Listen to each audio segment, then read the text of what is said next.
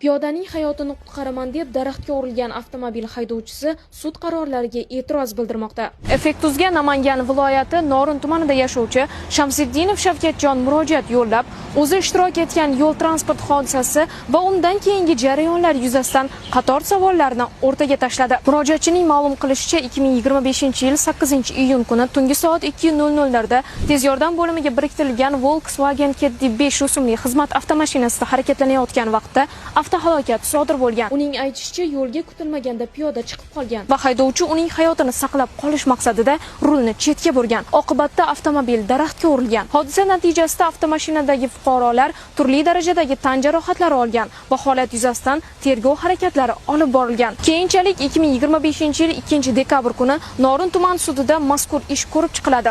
Sud hukmiga ko'ra Shamsiddinov Shavkatjon O'zbekiston Respublikasi Jinoyat kodeksining 266-moddasi 1-qismi bilan aybli deb topilib, unga 2 yil muddatga ozodlikni cheklash jazosi tayinlangan. Shuningdek, sud qarorida avtomashinaga yetkazilgan zarar uchun 61,467,000 so'm, daraxtga yetkazilgan zarar uchun 4,290,000 so'm, jabrlanuvchilar foydasiga esa Nematovga 16,379,000 so'm va Hoshimovaga 2,700,000 so'm undirilishi belgilangan. Murojaatchining bildirishicha, keyinchalik ish apellyatsiya instansiyasida ham ko'rib chiqilgan.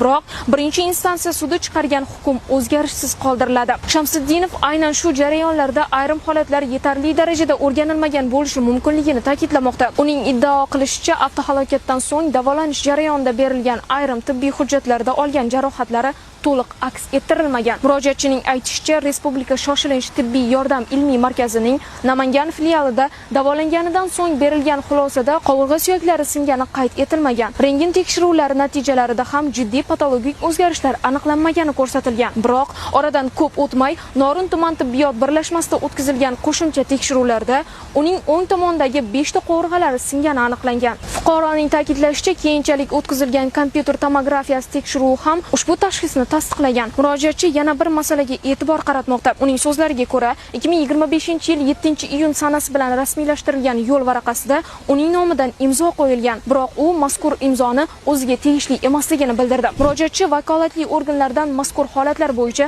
batafsil va xolis tekshiruv o'tkazishni, aniqlangan qonun buzilishlar yuzasidan tegishli choralar ko'rishni hamda murojaatni Namangan viloyati prokuraturasi nazoratiga olishini so'ramoqda. Effektuz masala bo'yicha mas'ul idoralar izohini kutib qoladi hamda voqealar rivojini yoritishda davom etadi.